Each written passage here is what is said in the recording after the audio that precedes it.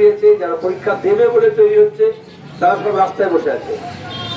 আর টাকার বিনিময়ে চাকরি দেওয়া হয়েছে। যারা এদের মধ্যে অনেকেই আছে যারা উপযুক্ত, যারা শিক্ষা দিতে পারে, সক্ষম, যাদের শিক্ষকতার যোগ্যতা আছে, হয়তো পরীক্ষার যোগ্যতা প্রমাণ করেছিল, কিন্তু মমতা ব্যানার্জির নির্দেশে সমস্ত পরীক্ষার উত্তরপত্র ধ্বংস করা হয়েছে, কারণ সাক্ষী সাবুত লোপাট করতে হবে।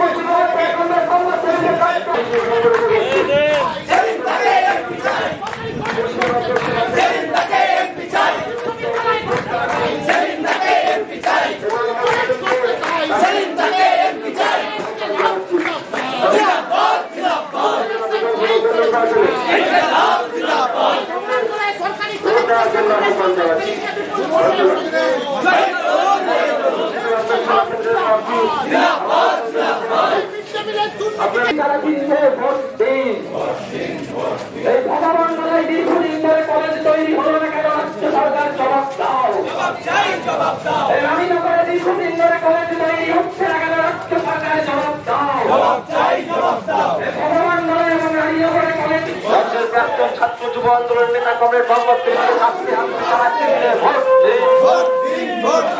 মুর্শিদাবাদ লোকসভা কেন্দ্রে কমরেড মোহাম্মদ সেলিমকে কাছে হাতুড়ি দেওয়ার চিহ্নে ভোট দিন। এই ভগবান মোড়া বিধানসভা উপনির্বাচনে অঞ্জু বেগমকে হাত চিহ্নে ভোট দিন। রাজনীতিতে স্বার্থপরতা, স্বার্থকেন্দ্রিকতা, এই জন্যই দেখছো শিক্ষা ব্যবস্থাকে একদম লাটে তুলে দেওয়া হয়েছে। শুধুমাত্র শিক্ষামন্ত্রীর খাতের তলায় কত টাকা জমা হবে, শিক্ষামন্ত্রীকে করা হয়েছে, খাদ্যমন্ত্রীকে করা হয়েছে, এই সপ্তাহে যে কিভাবে 25 ভাগ রেখে 75 ভাগ কালীঘাটে জমা দেবে। আবার দিল্লিতে বিজেপি সরকার তাদের সমস্ত মানুষ মারার নীতি, শিক্ষা শেষ করার নীতি, দেশটাকে বিকিয়ে দেওয়ার নীতি, এটা নিয়ে চলছে। কিন্তু এই শর্তে তৃণমূল এখানে বারবারন্ত চোরদের ধরা হবে না, কারণ সেখানে মোদির জুহুজুরি করবে। এক অদ্ভুত পরিস্থিতি হয়েছে। এই জন্য আমরা বামপন্থীরা প্রথম থেকে বলেছিলাম যে দেশে মোদির লুট আর রাজ্যে দিদির লুট, এ দুটোকেই বন্ধ করতে হবে। যতদিন যাচ্ছে আরো স্পষ্ট হচ্ছে, চোর চোরকে ধরে না। হেমন্ত সোরেন জেলে, অরবিন্দ কেজরিওয়াল জেলে, আর ভাইপোর কয়লা পাচার, গরু পাচার, শিক্ষকের দুর্নীতি, সমস্ত টাকার হদিশ সিবিআই জানে। তাও মোদীকে ধরে, মোহন ভাগবতকে ধরে মমতা ব্যানার্জি ভাইপোকে বাঁচাচ্ছেন। চার্জশিটে নামতে যাতে বাদ যায়। একটা কাকুর ডলার জমা করতে 6 মাস লাগে, রিপোর্ট পেতে আরো 4 মাস লাগে। তারপরে মোটামুটি ভোট পার করে গিয়ে তারপর তার রিপোর্ট আসবে। আজ পর্যন্ত এরকম কোন ফরেন্সিক রিপোর্ট নেই যেখানে দাঁড়িয়ে 1 বছর কাভার হয়ে যাবে একটা ডলার শট এর রিপোর্ট দিতে। আসলে ওই ডলার শটের মধ্যে লুকিয়ে আছে আইএস আইপিএস দেরকে কিভাবে দালালে পরিণত করা হয়, কিভাবে টাকা পয়সা নয় হয়, কিভাবে সাক্ষী সাবুত লোপাট হয়। এই চিট ফান্ডের সময় থেকে সাক্ষী সাবুত লোপাট হচ্ছে। এখনো দাঁড়িয়ে আমরা দেখলাম সন্দেশখালী হোক, রাজ্যের যে কোনো প্রান্তে হোক, বোমা বিস্ফোরণ হোক, বস্ত্র উদ্ধার হোক, সবই মমতা ব্যানার্জির সামান্য ঘটনা, ধর্ষণ হোক বা নির্যাতন হোক। আর এগুলো করতে গিয়ে যাতে মানুষ প্রশ্ন না করে, সেজন্য বিজেপি হোক আর তৃণমূল হোক, তারা আসলে শিক্ষার মেরুদণ্ডটাকে ভেঙে দিচ্ছে। এই যে 10,000 স্কুল বন্ধ হচ্ছে, স্কুল অবস্থা খারাপ, মাদ্রাসা খারাপ, 25,000 শিক্ষকের নিয়োগ বাতিল হলো। তাহলে বেকার ছেলে মেয়েরা যারা যোগ্য, যারা পরীক্ষা দিয়েছে, যারা পরীক্ষা দেবে বলে তৈরি হচ্ছে, তারা সব রাস্তায় বসে আছে। আর টাকার বিনিময়ে চাকরি দেওয়া হয়েছে। যারা এদের মধ্যে অনেকেই আছে যারা উপযুক্ত, যারা শিক্ষা দিতে পারে সক্ষম, যাদের শিক্ষকতার যোগ্যতা আছে, হয়তো পরীক্ষার যোগ্যতা প্রমাণ করেছিল, কিন্তু মমতা ব্যানার্জির নির্দেশে সমস্ত পরীক্ষার উত্তরপত্র ধ্বংস করা হয়েছে, কারণ সাক্ষী সাবুত লোপাট করতে হবে। চিট ফান্ডের সমস্ত ডকুমেন্ট যেরকম বিধাননগর কমিশনারকে দিয়ে শেষ করা হয়েছিল, সেই একইভাবে শেষ করা হয়েছে এই পরীক্ষার রিপোর্ট, যার ফলে হাইকোর্টে কিছু করার নেই। কানুন আন্ধা হতে হয়, তার কাছে যা তথ্য থাকবে তার উপর সিদ্ধান্ত নেবে। হাইকোর্ট কিছুতেই তথ্য আমি দেখালো না। আজকে নিয়োগ, বেনিয়োগ এবং সুষ্ঠু নিয়োগের দাবিতে যে লড়াই হচ্ছে, সেই লড়াইয়ে আমরা বলেছিলাম যে বিজেপি এবং তৃণমূল বিরোধী সমস্ত শক্তিকে এককাট্টা করতে হবে। কিন্তু জানো, ইলেকট্রাল বন্ডের টাকা আছে, লুটের টাকা আছে, ঘুষের টাকা আছে, কালো টাকা আছে, সমস্ত রকমের স্মাগলিং এর টাকা আছে। সেই টাকার বিনিময়ে তারা মানুষের ঐক্যকে ছত্রভঙ্গ করতে চায়। মাদ্রাসা এবং স্কুল, মাদ্রাসা সার্ভিস কমিশন এবং স্কুল সার্ভিস কমিশন সবটা যখন ধ্বংস হচ্ছে, মাদ্রাসা এবং স্কুলের ছাত্র এবং শিক্ষকদেরকে একসঙ্গে লড়তে হবে। মাঝখানে বিজেপি এসে বললো মাদ্রাসা আলাদা, স্কুল আলাদা, হিন্দু আলাদা, মুসলমান আলাদা। লাভ হলো চোরেদের, লাভ হলো ঘুষখোরদের। তাহলে এটা এই প্রেক্ষিতে তোমরা বুঝতে পারো যে গোটা সমাজে ধর্ম, জাত, পাত, উত্তর দক্ষিণ নাম করে ভাগ কেন করে। যত ভাগ করবে তত বেশি লুটের সুবিধা হয়।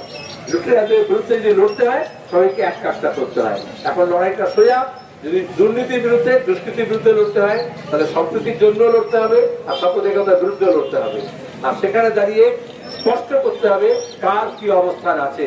সেই অবস্থান নিতে গিয়ে অনেককেই দেখেছো যে তারা এই টাকা পয়সা, জোর জুলুম সাথে আত্মসমর্পণ করে দেয়, তখন দাঁড়িয়ে লড়তে পারে না। ছাত্র হিসেবে এটাই হচ্ছে প্রথম শিক্ষা, যে শিক্ষাকে রক্ষা করতে হবে। আর এই শিক্ষাই গ্রহণ করতে হবে যে আপোষহীন লড়াই করতে হয়, শেষটা লড়াইটা চালিয়ে যেতে হয়।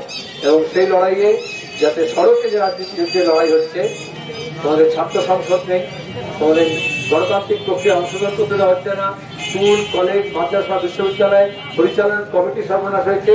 আর এখন হচ্ছে হেডলেস প্রতিষ্ঠান, হেডমাস্টার নেই, ভাইস চ্যান্সেলর নেই, প্রিন্সিপাল নেই। এসএসকে, এনএসকে করা হয়েছিল, সেগুলো ধ্বংস করা হয়েছে। পার্শ্ব শিক্ষক, তাদেরও কোনো কথা শোনা হয়নি। শুধু চাকরির প্রার্থী নয়, গোটা শিক্ষক কুলকে এবং শিক্ষা সমাজকে গোটা নষ্ট করার চেষ্টা করা হচ্ছে। বিজেপি সামনাসামনি করছে, মমতা ব্যানার্জি পেছনের দরজা দিয়ে করছে, এইটুকুই তফাৎ। আর এই দুটো ফুল মানুষকে এপ্রিল ফুল বানিয়েছে। এই এপ্রিলে মানুষ বুঝেছে ঘাস ফুল এবং কমল ফুলের মধ্যে কোনো তফাৎ নেই। তার জন্য এখন একটা জান কবুল লড়াই হচ্ছে।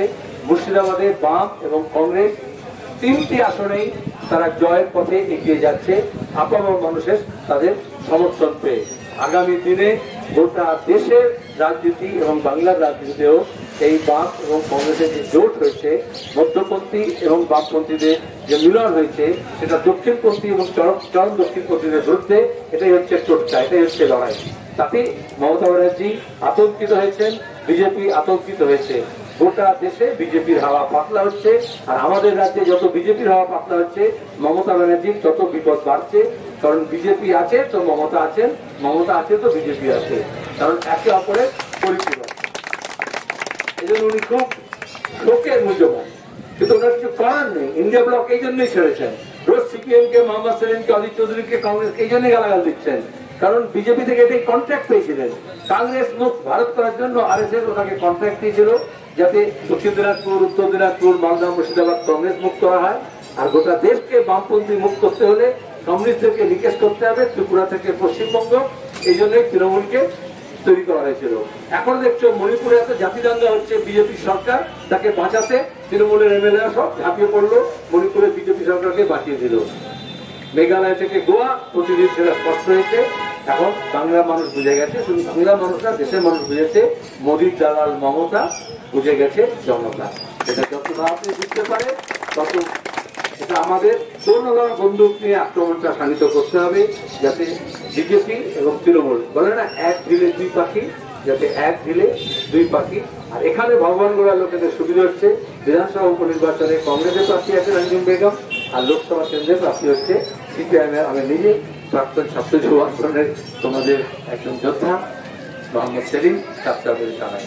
সুতরাং একটা ভোট যখন গোটা রাজ্যের লোক দেবে, ভগবান গোড়ার লোক এবং বরানগরের লোক, দুটো ভোট দেবে। এখানে ভগবান গোড়ায় সুবিধা হচ্ছে একটা ভোট উপরে কাছে হাতুড়ি তারা লোকসভার জন্য, আর হাত হচ্ছে উপনির্বাচনে বিধানসভার জন্য। এই কথা বলে আপনাদের সবাইকে ধন্যবাদ, নমস্কার, আদাব, সালাম জানিয়ে শেষ করছি।